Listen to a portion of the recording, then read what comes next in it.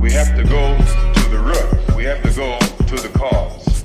Dealing with the condition itself is not enough. Dear Mr. Massa, I'm just trying to mind my own business. What's the matter? It's just another day, another black king captured. I'm about to lose my brain, stuck inside this ghetto rapture. I got a lot of smoke. If you want it, you can have it. They want a hat trick, but this is black girl magic. Ain't talking about the kind that'll make you disappear, but I'm talking about the power of the melanin within. Ain't looking for trouble, but I'ma say this one time. I put two dukes up if you try to touch mine. We still want justice for Samir and Trayvon. You say you don't see color, but racism ain't blind. They targeting little kids whose skin look just like mine. So I'm paranoid, it's a war zone outside. And I'm a black queen, so if you ask me to step out of my car, you gon' have to snatch me. Cause I ain't going no damn well. Had to spend my whole life living unfair. Ancestors got my back and they right here. You can never understand, it's a nightmare. Living in my black shoes by the black rules. You can keep your handshake, I don't dap coons. The white man that go nuts if he cash you. But you all on his side like a damn fool. Make it make sense. We are oppressed. Queen. We are exploited. We are downtrodden. Make it make Queen. We are sense. denied not only civil rights, but even human rights. Ahmadiyyah. So the only way we're going to get some of this Ahmadiyyah. oppression and exploitation Queen. away from us or aside from us is come together Queen. against the common enemy. Who taught you to hate the texture of your Ahmadiyyah. hair? Who taught you to hate the color of your skin? Ahmadiyyah. Parents, pay attention to the books, the school system, given to your little children. Lies mixed with wisdom. His skin too bright, so he was blind to the prison. My skin just right, so I collide with division. You trying to pray to God, but we tired of religion. No savior saving, we got to save our savings. We used to pay miss, how we gon' make the slave rich? But who's to blame, and tell me why you complaining? We need a team effort just to rule the nation. Like a bad relationship, missing communication. We missing moderation. They're trying to get a poison to my population. No reparations, I'm getting tired of Satan. We are oppressed. I'm Queen. getting tired of waiting. We are downtrodden. Queen. We are denied not only civil rights, but even human rights. Ahmadiyyah. So the only way we're going to get some of this Ahmadiyyah. oppression and exploitation Queen. away from us or aside from us.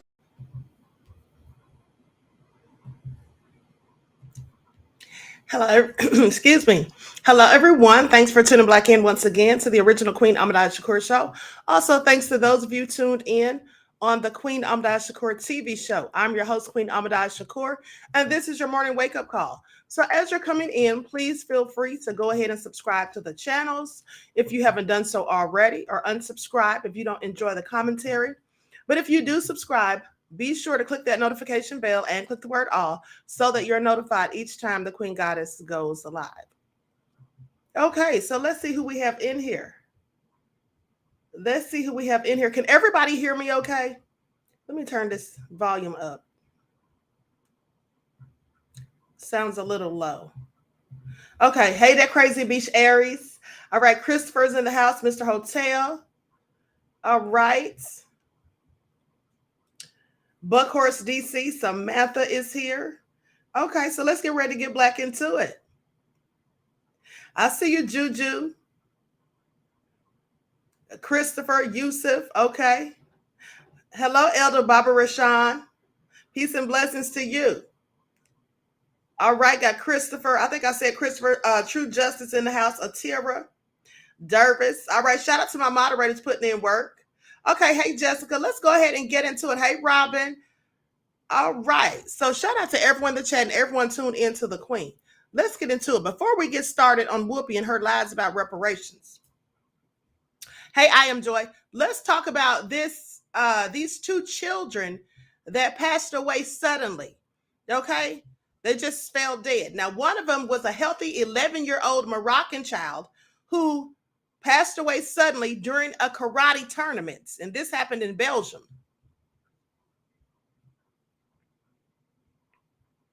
So they said over the weekend, I'm sorry, let me cut this alarm off. Okay, so they said over the weekend, a young child of Moroccan origin collapsed and died of a heart attack during his participation in the Haino Karate Cup in Bosso, Belgium. Now, according to local media sources, the 11-year-old named Ahmed fainted in the middle of his competition. Ahmed, who was a member of the Mullenwelts Canaries Club for 2 years, was reported to be in good health before the start of the match. He, however, suffered a heart attack after collapsing. He was immediately looked at by the medical team on the scene and then taken to the hospital where he drew his last breath. This is so sad. They say, although it is still unknown what was the cause of his heart attack, data shows that 79.1% of Belgium has been fully, you know what. All right, y'all know the rest. This is all so crazy. Hold on. Now, I'm going to share my screen so you all can see this video because the same thing happened here. Now, they say, according to eyewitnesses, Ahmed fell before he started fighting, as he was not hit or shocked in any way during his match. So they can't try to use the excuse that, oh, maybe he got hit the wrong way, like they told, like they said or alluded to with the case of Damar Hamlin. They said by order of the police, the competition was suspended and the room was vacated after the tragedy. Anyway, it's all very sad. 11 years old. I'm going to put his picture up on the screen. Everyone, please get those likes up. Please like and share. Thank you in advance. That's him right there. Just 11 years old. So now the same thing happened to another child here in the United States. Now I'm going to put this up on the screen.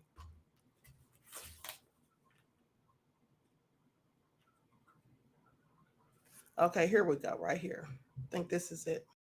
For answers after a 6th grade boy collapses and dies during a football practice. Yeah, they say he did not have any prior health issues and that if someone in charge of the football program had known CPR, maybe they could have saved him. News 12 New Jersey's Eliezer Marta, he is here in studio with more on this story. Eliezer, what happened? Such a tragedy, and his mom told us that he just turned 12 2 months ago. Elijah's mom, she said that it was just a regular day for him. He went to school at the Kip Ray's Academy Charter School. He was actually dressed up as in the 90s. That was the theme of that day. His mom told us Elijah and his 10-year-old brother then came back home from school. They changed clothes and took off to football practice. Now, the last image that little brother has of his big brother is seeing him dead on the field.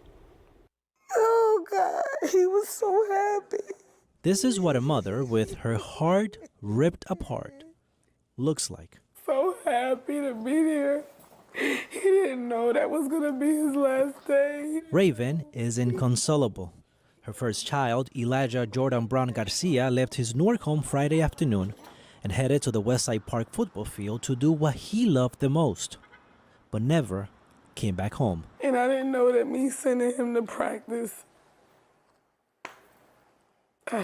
Raven says the 12-year-old had been a member of the Essex County Predators, a team owned by Big 21 of Bloomfield, for 3 years. Elijah went to practice with his 10-year-old brother, Micaiah. No contact. It was just drills that he didn't get hit. He was a healthy kid. It's such a sudden death. While an official cause of Elijah's death is unknown, according to the Mayo Clinic, cardiac arrest is the leading cause of death in young athletes in the United States. Experts say there is one death in a high school student every 3 days.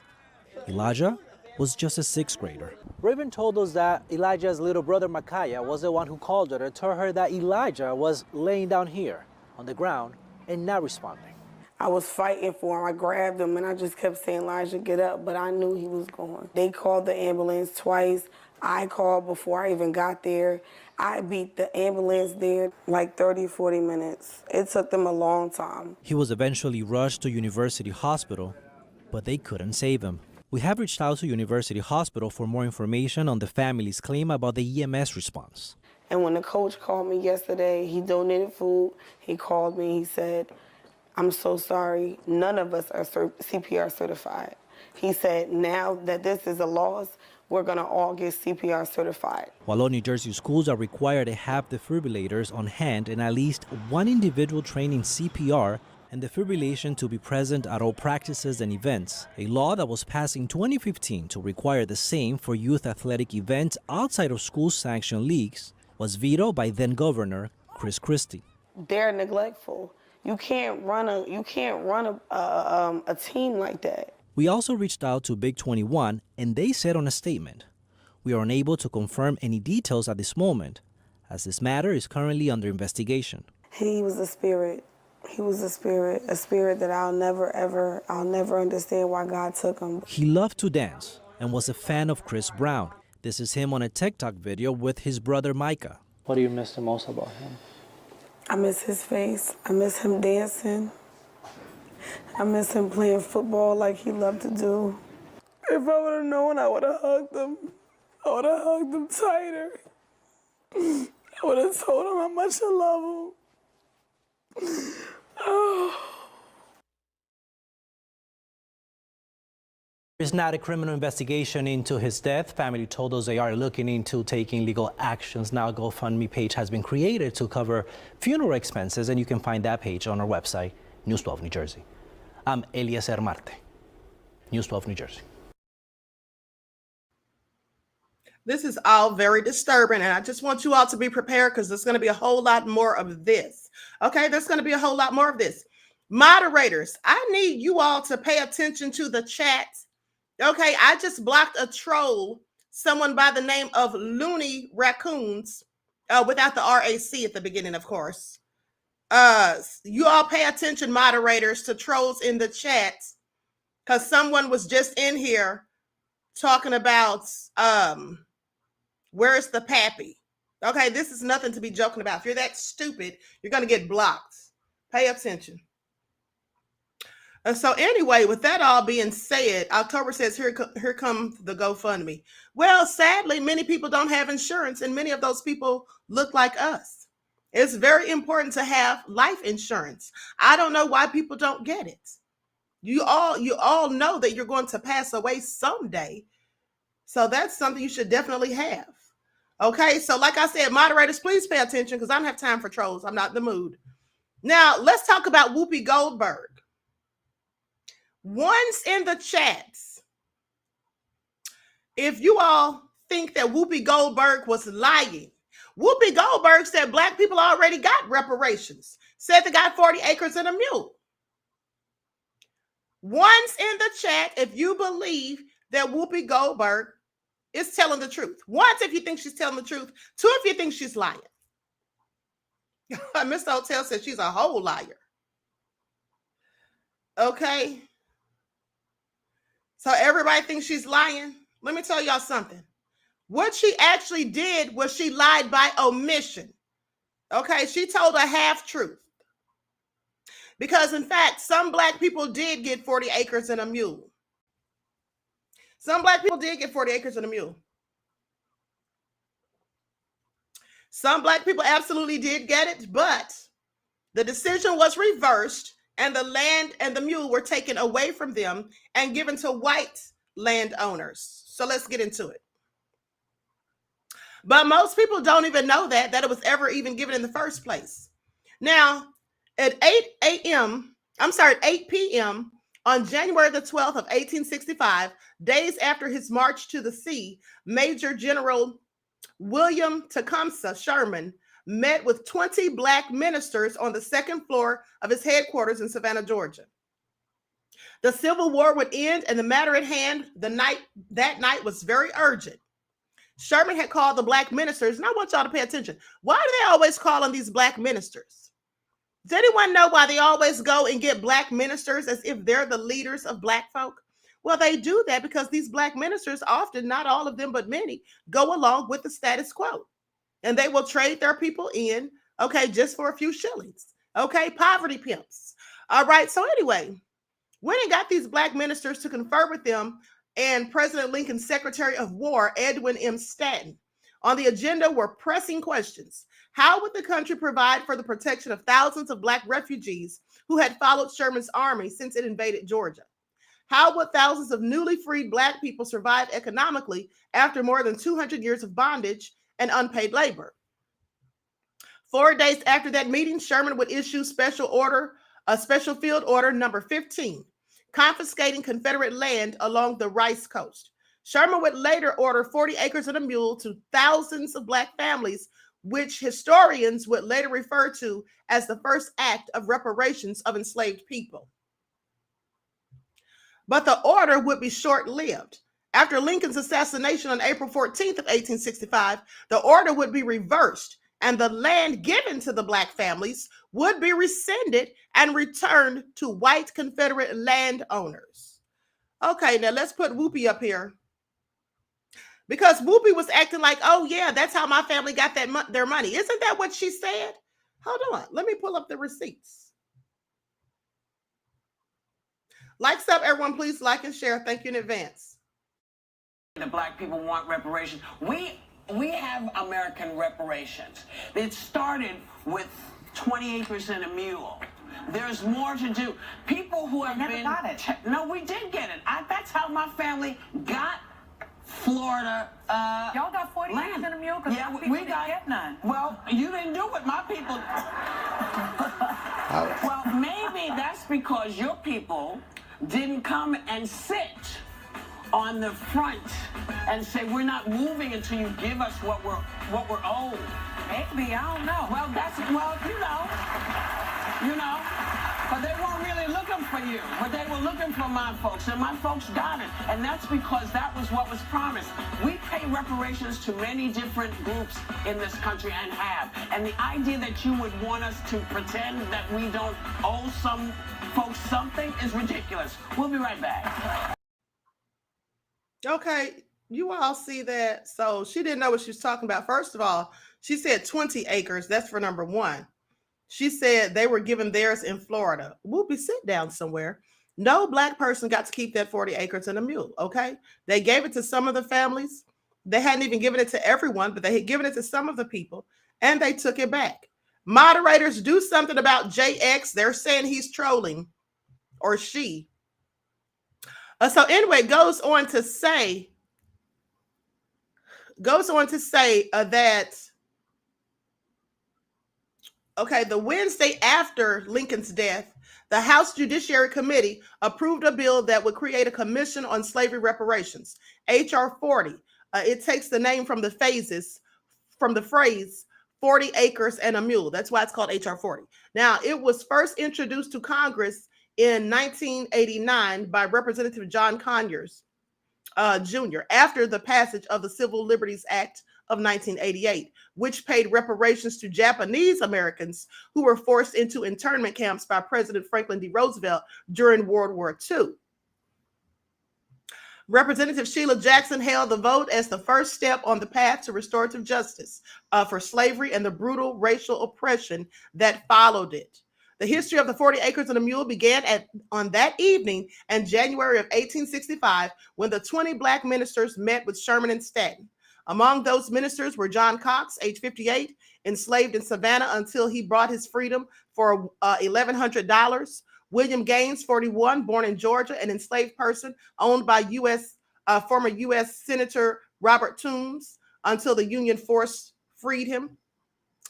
The ministers had chosen as their spokesperson Reverend Garrison Frazier, who was 67 at the time, who had purchased his own freedom along with his wife's 8 years earlier for $1,000 in gold and silver. Slavery, they said, slavery is receiving by irresistible power the work of another man and not without his consent, Frazier explained.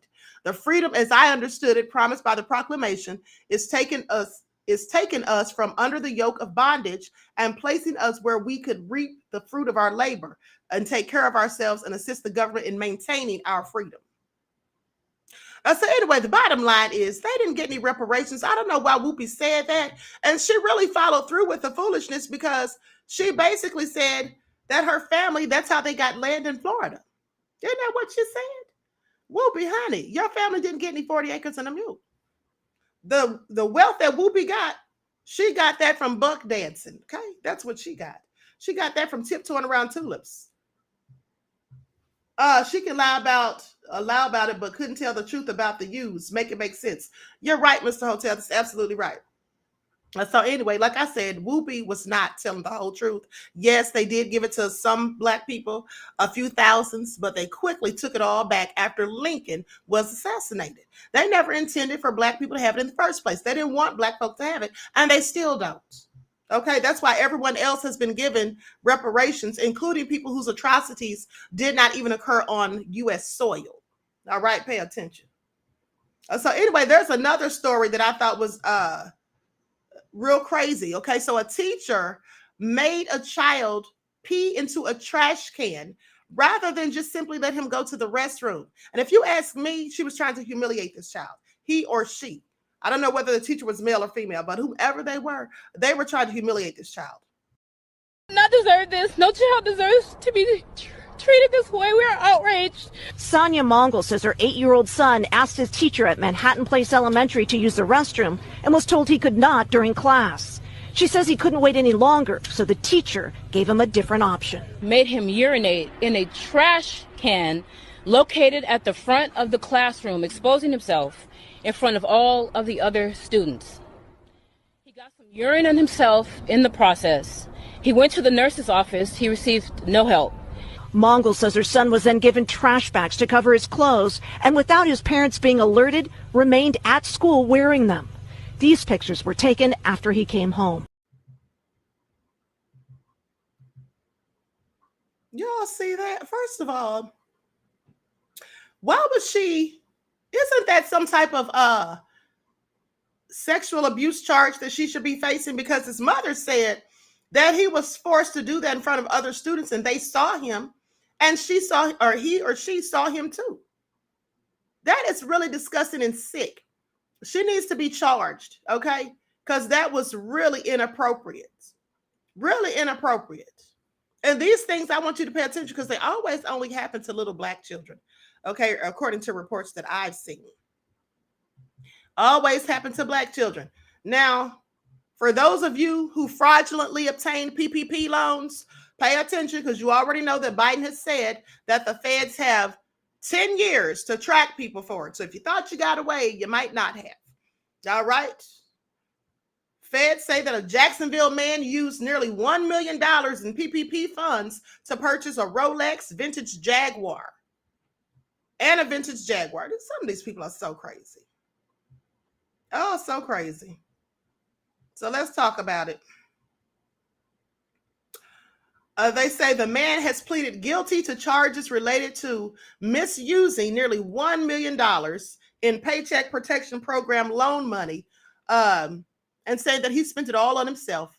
Kenneth Stephen Landers is now facing up to 30 years behind bars. He was the subject of a previous investigation.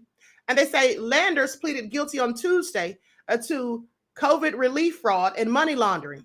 Federal authorities say that he was defrauding taxpayers of hundreds of thousands of dollars, using it to buy a gold Rolex and an $87,000 Jaguar. This is all so crazy. These people be out here doing the absolute most. Well, let me just go to the footage. Everyone get those likes up, please. Like and share. All right. Like and share. 30 years. Facing 30 years. Well, I'm sure it wasn't worth it. I'm sure it wasn't worth it. Don't you all know by now that crime doesn't pay? To misusing nearly $1 million in PPP loan money. Investigators say he spent the cash meant to relieve small businesses on himself. As News for Jax investigator Ann Maxwell explains, this is not the first time the I-team has investigated Kenneth Stephen Landers. Everything we do is above board. That's what Kenneth Stephen, or Steve, Landers told the I-team in December of 2021. But in reality, federal authorities say he was defrauding taxpayers out of hundreds of thousands of COVID relief dollars, using it to buy a gold Rolex, possibly this watch he was wearing during a previous interview, and an $87,000 vintage Jaguar Roadster. According to the U.S. Department of Justice, Landers submitted false information and documents in 2020 and 2021 to receive 7 PPP loans totaling $910,000. IRS Assistant Special Agent in Charge Tara Reid says she can't reveal how investigators learned about Landers, but notes it's not uncommon for members of the public to tip them off. Every single person who chooses to break the law and defraud the government, we will find and we will prosecute to the fullest extent. Prosecutors say Landers used the money meant to keep businesses afloat and people employed as a personal piggy bank, withdrawing more than $100,000 cash, writing checks to himself, and padding his personal account.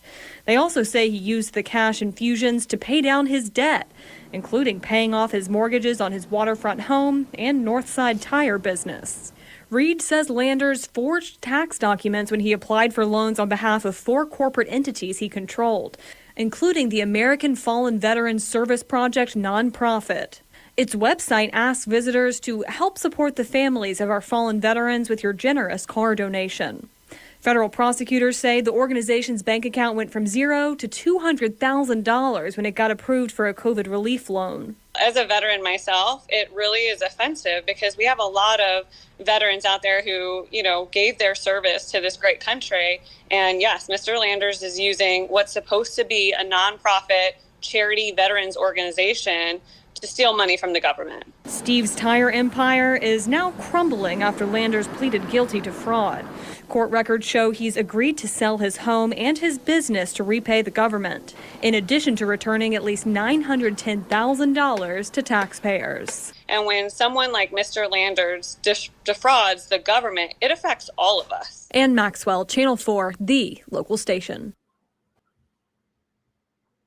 We all have a purpose in life. I want you all to pay attention because they said, pay attention. They said that he agreed to sell his home and pay back the money.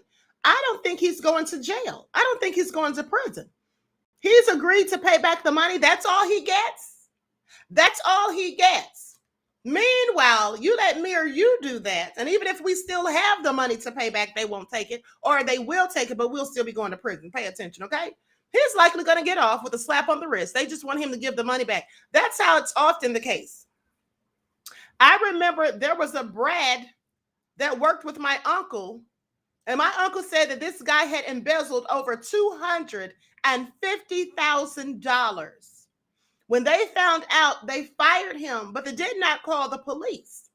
They simply told him that he could pay back like $50,000 of the money because he'd spent most of it. And so that was his only punishment. He had to pay back $50,000 of it. He didn't go to prison. Can you imagine if a black person embezzled $250,000? Oh, so crazy. I'd rather see them get the politician, says Emperor Rex. Well, the end of the day, somebody said they thought it was a black person because he bought a Rolex. Okay, first of all, y'all saw what he looked like, right? Now, I don't know why someone that looks like that would even think a Rolex is going to make them look any better. I'm just saying it doesn't make sense. And so anyway, oh, so crazy. Let's talk about this train derailment that happened in Detroit. Train derails outside Detroit, Michigan with one car carrying hazardous materials. Do y'all think this is a coincidence? This is not a coincidence. As far as I'm concerned, this cannot be a coincidence. Train derailments back to back. It's like the food production companies catching on fire back to back. And so they say, and then all these hazardous materials being aboard. Train containing one car of hazardous materials has derailed. This was on Thursday in Van Buren Township outside Detroit, Michigan. Now, the cause of the derailment was not immediately clear. Police told Fox 2 that Detroit that there were no injuries and the area is not a hazmat situation. Officials then spoke to the media saying they reported that at least 6 cars were seen off the track. One of them was carrying some hazardous materials. The derailment comes less than 2 weeks after a train carrying toxic chemicals derailed in East Palestine, Ohio. Police told Fox 2 Detroit that the roads will be closed in the area while an investigation is still ongoing. They say we also are in touch with the relevant federal authorities, including the EPA, Environmental Protection Agency. This is what Republican Debbie Dingell said in a statement. They say at this time, no one is aware of the release of any hazardous materials. The car carrying hazardous materials has been put upright and is being moved from the area of the other derailed cars. And the Environmental Protection Agency is dispatching a team to ensure public safety. What do y'all make of this? Y'all think this is just a happenstance? They say the Michigan Department of Environment, Great Lakes, and Energy also said it was aware of the train derailment, and where initial reports indicate no threat to the public from the situation. It's just all very suspicious as far as I'm concerned. Very suspicious.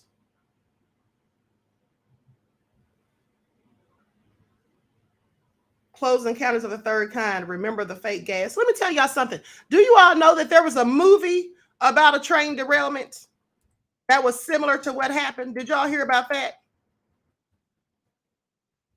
I had the video. I don't know what I did with it. Hold on.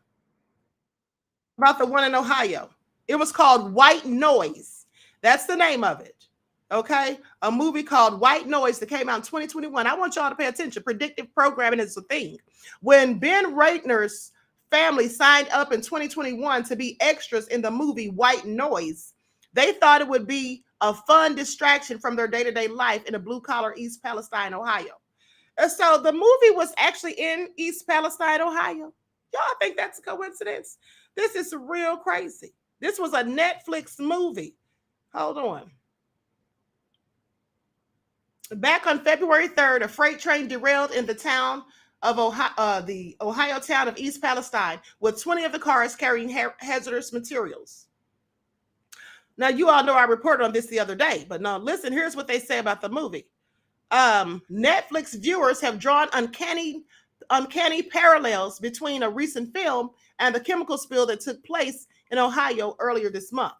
On February the 3rd, a 50-car train derailment in the town of East Palestine caused a leak of chemicals, including vinyl chloride, butyl acrylates, ethyloxate acrylates, and ethylene glycol.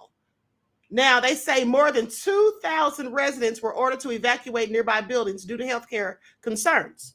Now, in the movie White Noise, starring Adam Driver and Greta Gerwig, which was released on Netflix last year, it adapted from the acclaimed 1985 novel by American writer Don DeLillo. The film follows a death-obsessed academic and his family. One of the biggest plot points in both the book and the film concerns a train crash, which releases a huge cloud of toxic chemicals into the air, referred to somewhat euphemistically as the airborne toxic event. Viewers have pointed out the similarities between the disaster as it was depicted in the film and the recent spill in Ohio. Okay, in an interview with People, East Palestine resident Ben Ratner, who featured as an extra in the movie White Noise, spoke about the strange parallels. He said, "Talk about art imitating life. This is such a scary situation, and you can just about drive yourself crazy thinking about how uncanny the similarities are between what's happening then or now and what happened in the movie." Yeah, this is all real crazy. So what do y'all think? Because I'm going to tell you like this. A lot of these incidents that happen, such as the Flint water crisis. Now, you all may remember that I told you previously that there was a movie that came out in 1973. It was called Three the Hard Way. It was called Three the Hard Way, and it was about a group of wanton supremacists who poisoned the water supply in Michigan, in LA, and Washington, I believe. And they did this because they wanted to get rid of Black people. So they poisoned the water supply. So I just want y'all to pay attention. And then Flint, Michigan conveniently has poison in the water, and they haven't done anything really to remedy the situation as of yet. Jack the Diva says you remember that movie, okay? I'm just telling y'all. It's all so crazy. These things are not a coincidence as far as I'm concerned. But anyway, so let's talk about these government informants. Let's talk about these government informants. Hollywood Unlocked posted the pay scale for government informants. One's in the chat for anybody who would be a government informant, and don't lie, because I know some of y'all absolutely would. One's in the chat if you would be a paid government informant. Some of y'all are already paid government informants, I'll bet.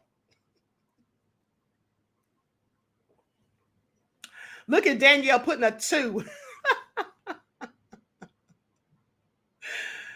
Aries, why did you put a 7?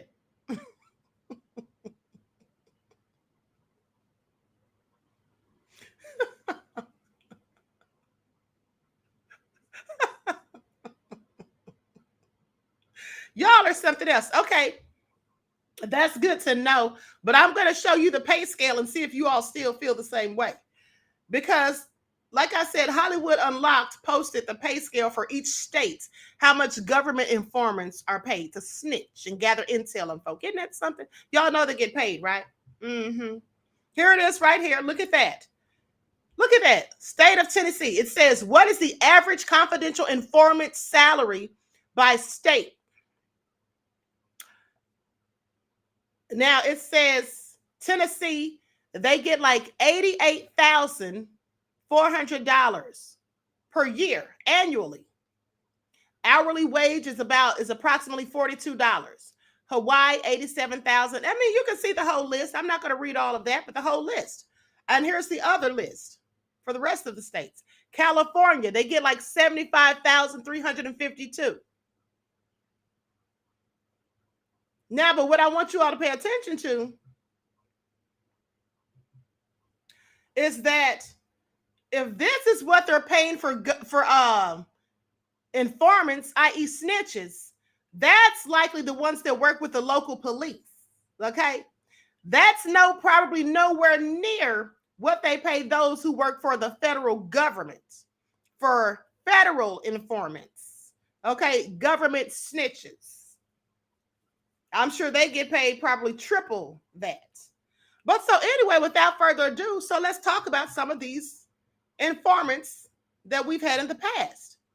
Now, how many of you knew or know that Al Sharpton was a government snitch?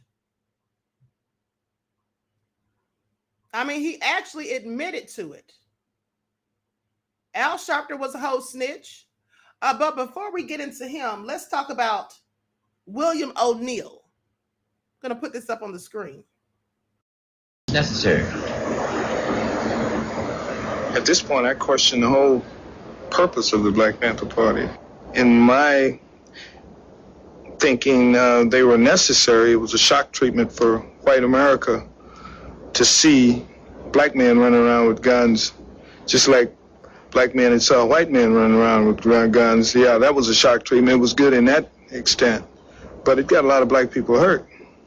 My recruitment by the FBI was very efficient, very simple, really.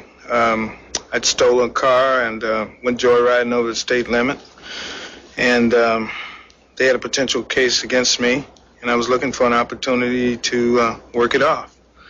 And a couple of months later, that opportunity came when FBI agent Roy Mitchell asked me to go down to the local office of the Black Panther Party and try to gain membership. We tried to develop negative information to discredit him, just like we did everybody else. We, meaning the FBI, I tried to come up with signs of him doing drugs or something, and never could. He was clean. He was dedicated. I've had private conversations with him. We got along pretty well. 2 weeks later, a gun battle on Chicago's South Side further escalated tensions. A former Panther and 2 policemen were killed. The deaths provoked a response from informant William O'Neill's FBI contact. Mitchell became more specific during that time. He wanted to know the locations of weapons caches. He wanted to know if we had explosives. He needed to know who was staying at what locations, who spent the night where. His information didn't change so much as he requested more detail, and I knew why.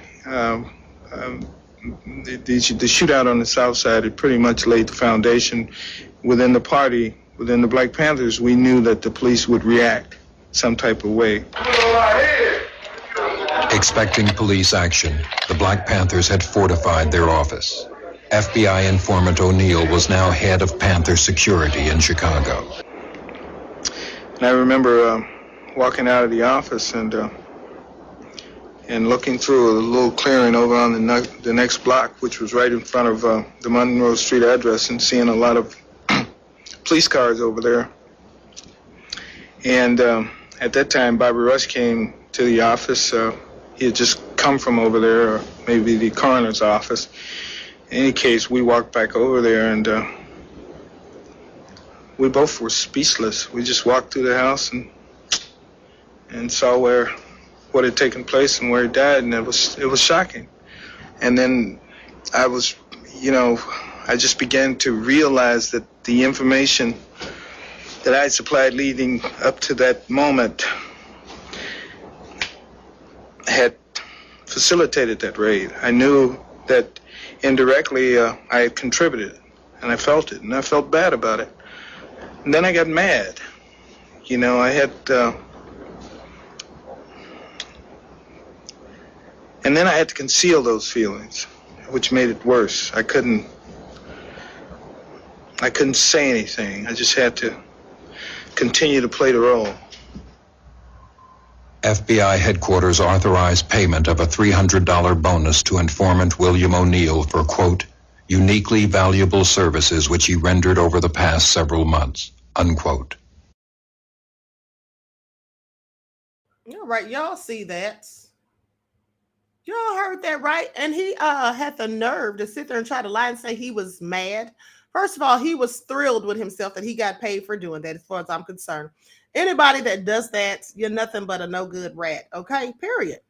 And here's the thing. I want you all to pay attention to what he said. He said that he had a charge, I think, for stealing a car or something like that, stealing cars. You see, these informants, whether they're for the police or the FBI, whomever, they always have some type of felony charge against them. Okay, they always have some type of felony charge. That's the first thing. And they hold that over their head to get them to do what they want. This is how they do. They get someone who has some type of felonious charge against them.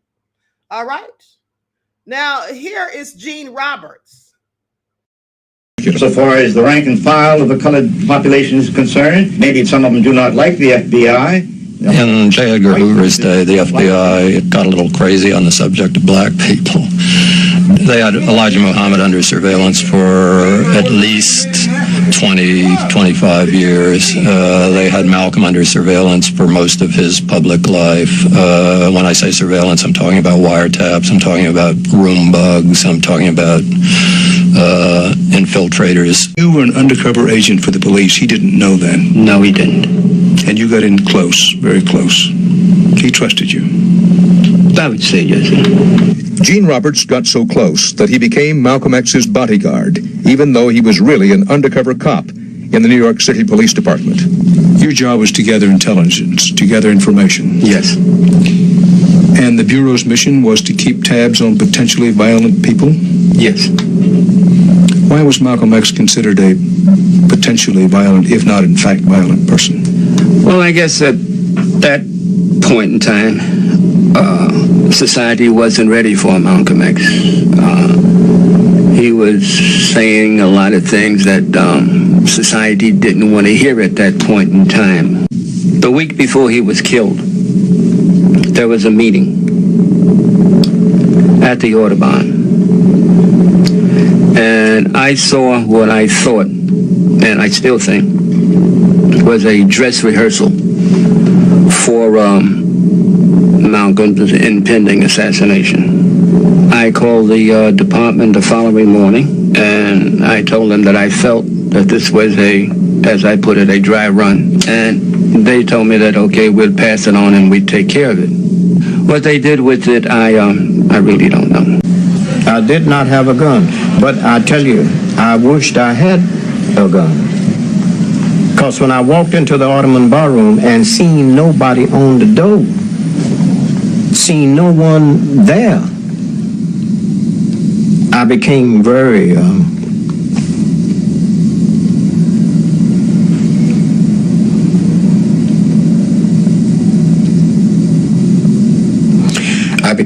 upset. And I went as I walked to the back of the room, I asked, I said, what is this? And they said, this is his request. He told us not to put nobody on the door. I said, don't give me that. Don't give me that. I said, somebody in here is playing games. And a commotion started. Two individuals near the front got up and one of them hollered, get your hands out my pocket. Malcolm said, all right, all right, all right, all right, all right. And all of a sudden, that's when the bullets start ringing. I saw 3 individuals from the front get up and just started firing at him. They came running down the middle aisle toward the exit. I turned and went back, and 2 of them passed me. And I met the 3rd individual, and just as he turned to fire at me, I turned sideways and hit him with a chair, and I knocked him down. I saw him scramble up, run out the door. I chased him out the door, at which time, when I got out, there was a crowd of people outside. They had him, and they were beating him. I turned around and went back in, and as I got to the stage, he was still laying there, and everybody was standing around. So at that time, I started giving him mouth to mouth, and he died right there on stage.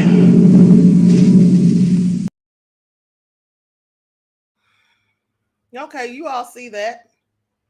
All these snitches, but pay attention because like I said, Al Sharpton also a snitch. Now here's what it says. You know, the FBI has always used black informants to infiltrate other black organizations, period. Because who else better to get than people who look like us? And so allegations against black leader Reverend Al Sharpton of being a possible informant to the FBI with intent to provide information for the alleged attempted entrapment of exiled former Black Panther Assata Shakur. Did y'all know that? Did y'all know that Al Sharpton, okay, there was allegations that he was trying to get intel for the FBI on Assata Shakur? Because, you know, when he talks about it publicly and admitted to it, he was talking about doing stuff, you know, against the mob. But I told you all he was doing more than that. He was, of course, doing it to black people. Now, they said this brings to light the complex relationship between the FBI and black informants. So they say it's an unholy union between the FBI and its black informant, showing complicity in the FBI's efforts to destroy progressive black leaders and movements with the stated objective to maintain the social order of the United States and prevent the rise of a messianic leader or a group that can lead the black masses. Historically, this type of collaborative activity has affected many black leaders like Marcus Garvey, who ran the Universal Negro Improvement Association back in the early 1900s, whose aim was to instill black pride and independence from white society, and at its height in the 1930s, reaching a membership high of 1 million people. As Garvey gained more prominence, he supported anti-colonialist and anti-colonialist and socialist movements worldwide, which brought him much unwelcome attention from both U.S. and British intelligence officials, resulting in black spies joining the UNIA. They were doing this all the way back, to Marcus Garvey. Okay, emergent FBI Director J. Edgar Hoover instituted COINTELPRO, counterintelligence program, which was designed to stop the rise of a black messiah or any type of group like the Black Panther Party. Later, that would be his aim, and have people to infiltrate, discredit, and disrupt domestic political organizations or leaders. Now, beloved late Supreme Court Justice Thurgood Marshall, who had the key role in the landmark legal case of Brown versus the Board of Education, reportedly maintained a secret relationship with the FBI during the 1950s when he was a civil rights attorney by providing information on activities within the movement, especially if there was a possible communist influence. Did y'all know that about old Thurgood Marshall? Not unlike many other civil rights leaders, Marshall publicly admonished the FBI and their tactics against Black American citizens who were being lynched along with other unconstitutional crimes committed against Blacks. Justice Marshall may have been trying to protect the NAACP from the kinds of attacks that the FBI directed against other groups by telling them that they, the NAACP, were part of the fight against communism, or he may have been trying to create a relationship so they could count on more support from the FBI. Certainly, Justice Marshall was no simple informant. Now, closer scrutiny into Malcolm X's life leading up to his assassination supports the theory that U.S. intelligence orchestrated and coordinated his death. An FBI memorandum that was released on March the 4th of 1968, among other documents, shows that this government considered Malcolm X the top threat to the white power structure in America. This document discussed long-range goals to prevent the rise of a messiah who could unify and electrify the militant black nationalist government. Malcolm unquestionably fit the description as previously described. Now, in the early 1960s, U.S. intelligence wrote a report on Malcolm X due to his radical influence on young black people, especially black men, as the national representative of the Honorable Elijah Muhammad and the Nation of Islam. Perhaps greater attention was paid to Malcolm as the head of Temple No. 7 in New York because international figures and leaders got to know Malcolm at the United Nations functions that he would attend and were open to working with him beyond the confines of the Nation of Islam. Third World revolutionaries and African leaders began to take special notice of Malcolm. Once Malcolm X was forced out of the Nation of Islam, and after his travels to the third world countries, where he was received as the ambassador of Black America, the FBI would recruit Gene Roberts to join Malcolm's organization of Afro-American Unity, modeled after Africa's Organization of African Unity. Undercover police infiltrator and agent Gene Roberts would join the OAAU during its inception and rose in the group to become the head of security in the group's organizational structure. Roberts worked for the New York Police Department's Bureau of Special Services. Now, the FBI directed the Unit of Special Services as part of its COINTELPRO against Malcolm X. As head of this hierarchy, as mandated by the National Security Act of 1947, the CIA supervised the entire U.S. intelligence apparatus. Another FBI agent infiltrator who joined the Nation of Islam and rose rapidly through the ranks was John X. Ali, who was reportedly involved in the firebombing of Malcolm's home, where his pregnant wife, Betty Shabazz, and daughters were forced out about a week before Malcolm's assassination at the Audubon Ballroom in New York on February 21st of 1965. Now, on the day of the assassination, the FBI and police action supports the conclusion that they were heavily involved with its coordination.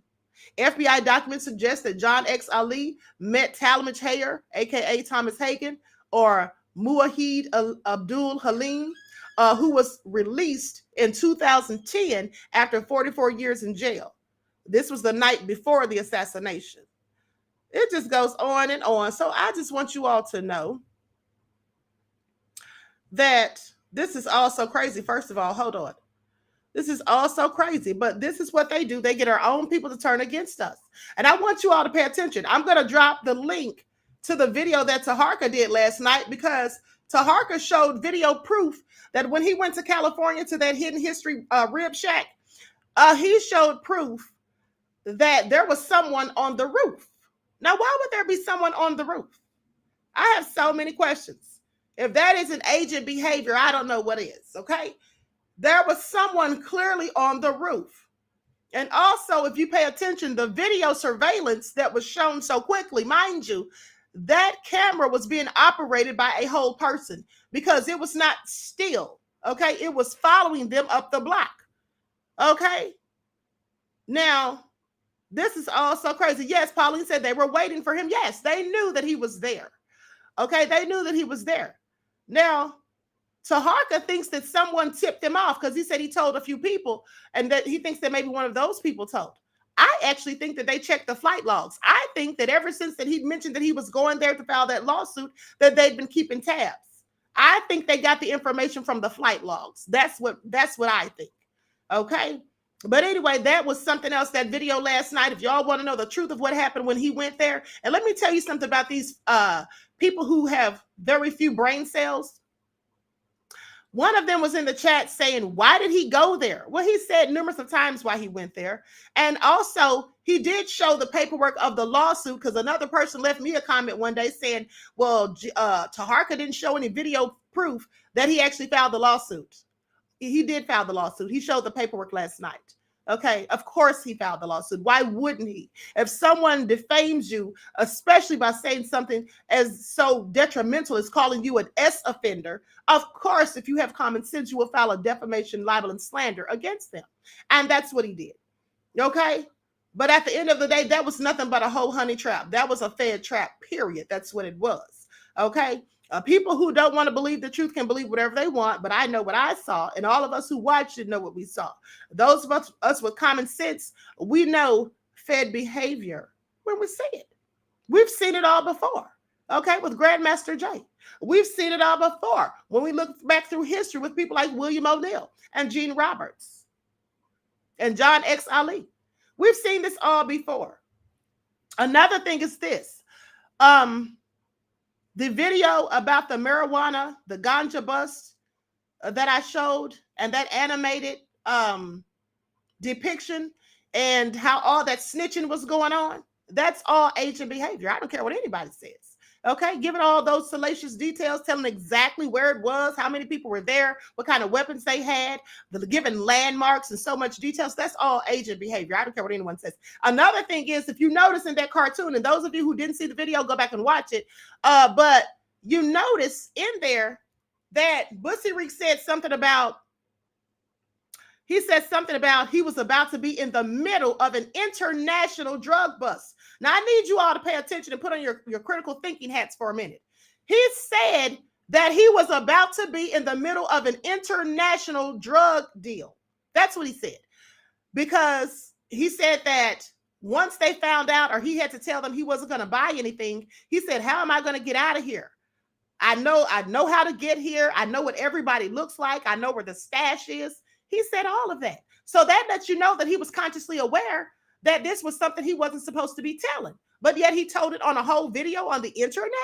None of his minions can make that make sense. That's what they can't do. All they'll say is, oh, you're hating. But they want to address that. And mind you, when they say things like people are hating, you're obsessed and all that, that's just them gaslighting and deflecting because they can't dispute any receipts. And that's all they do. They sound like children. But here's the thing. I want you to pay attention because he specifically said he was about to be in the midst of an international drug deal. Why would he say international? Because he was in Jamaica and they were in Jamaica. Why would he say it was international? Why do y'all think he said it was international? Yes, he told it himself, Yusuf. Absolutely. He said it was international because he knew what he was doing. He was up there snitching. I'm wondering if, in fact, he actually went there to set that whole thing up. If that was part of his mission. I don't know, but I just have so many questions.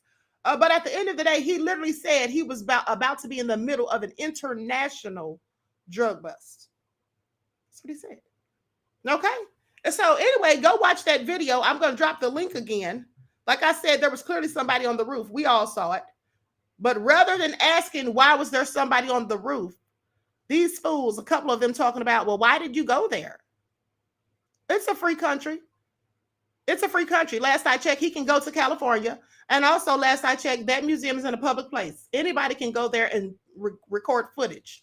What you don't get to do is attack someone and assault them because they're there. Okay, that's what you don't get to do. So anyway, oh, so crazy. But let's get to Al Sharpton. I've got the footage of this fool admitting that he was a whole government informant. Likes up, everyone. Please like and share. If you're mad, unsubscribe and unfollow. Like, it's that easy. Okay?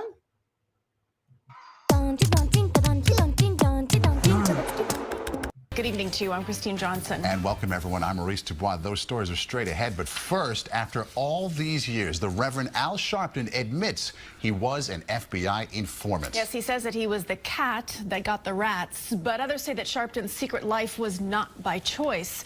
CBS 2 political reporter Marcia Kramer has the story. Michelle Obama probably never knew that one of the guests at her recent White House 50th birthday party was an FBI mafia informant who helped bring down members of the Genovese crime family.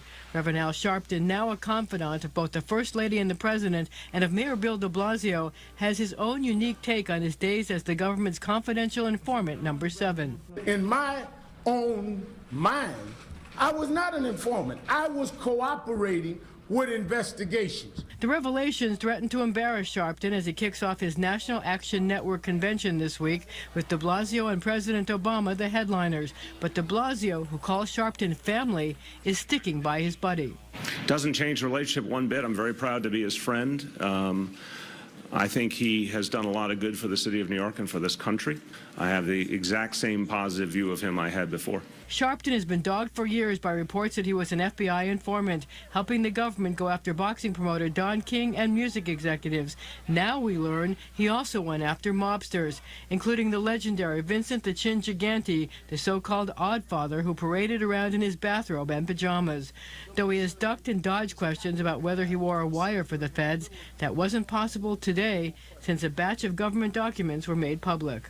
The conversations were recorded. And there's also the issue of how he became an informant. Some say he was pressured into it after he was caught in a drug sting. This HBO undercover sting video that aired in 2002 shows Sharpton with a cowboy hat pulled down over his bouffant hairdo. Sharpton appears to nod when an agent offers him a cut from future drug sales. But now Sharpton claims he went to the feds for protection from threats from mob-connected music executives and was asked to rat out the bad guys. They were threatening to kill me. And while the feds say his information helped bring down guys like Gigante, Sharpton says he didn't know how his information was being used. I have never met any of these guys. The guy with the pajamas, I don't walk around with guys that walk outside pajamas. I never met these guys. Well, Sharpton says he's not embarrassed by anything that he did. What he is embarrassed about, he says, is how, quote, fat he used to be now that he has reinvented himself as a skinny guy. By the way, sources say the mayor will cut the ribbon tomorrow at the start of Sharpton's 3-day National Action Network convention.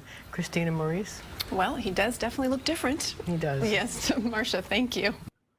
Okay, this is going to sound a little nuts, but the fastest and easiest. That was all so crazy. That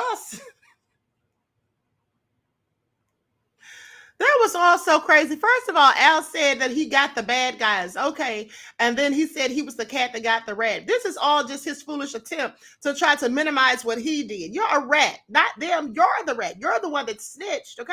Last I checked, another thing is this. He said they were threatening to kill me. Well, I bet they were after they found out that you snitched, that you were a whole government informant. And he didn't just do that to the mafia. They said he was used against Don King too. It's no telling how many other black folks that he was in on. I actually think he had something to do with Dr. King, as far as I'm concerned. I don't trust Al Sharpton, never have, okay? Yes, he's the rats. And then said he didn't see himself as an informant. He saw himself as cooperating with an investigation. That's what I heard him say one time before. I'm like, Al Sharpton, sit down somewhere. But here's the question. As I was telling you guys that these people who are government informants and informants to the police and all of that, they almost always have some type of felony charge against them. And this is how they're able to enlist them to get to them to do something, because they snitch on other people, gather information and intel on other people, infiltrate organizations so that they themselves don't go to prison for their crimes. The question that I'm curious about is, what crime did Al Sharpton commit? What was he trying to get taken off of his record for him to start snitching and working with the government to conspire to have other people caught up? He had to have done something. Okay, I'm not going to just think that they just came and tapped him on the shoulder one day and said, hey. No, he had to have done something. And I wonder what that was. Don't you? I wonder what that was. I'm going to do some digging because I'm curious now. What was he up to? What did Al Sharpton do for them to enlist him as a whole agent? Oh, so crazy. Anyway, I'm going to get out of here because I have a Zoom meeting that's supposed to start at 8 minutes ago. So everyone, please like and share, subscribe to the channels if you haven't done so. Make sure you're still subscribed. You know, people become unsubscribed mysteriously. Okay. Don't forget to follow me on Instagram at Dr._A_Shakur, on TikTok at Dr. A Shakur, and on Twitter at DGoddess27. All right, I love you all to life. Each one teach one. That's how we grow and thrive. Do something productive, constructive, but never destructive. And always remember, beloveds, to keep the Most High first in your lives. Peace.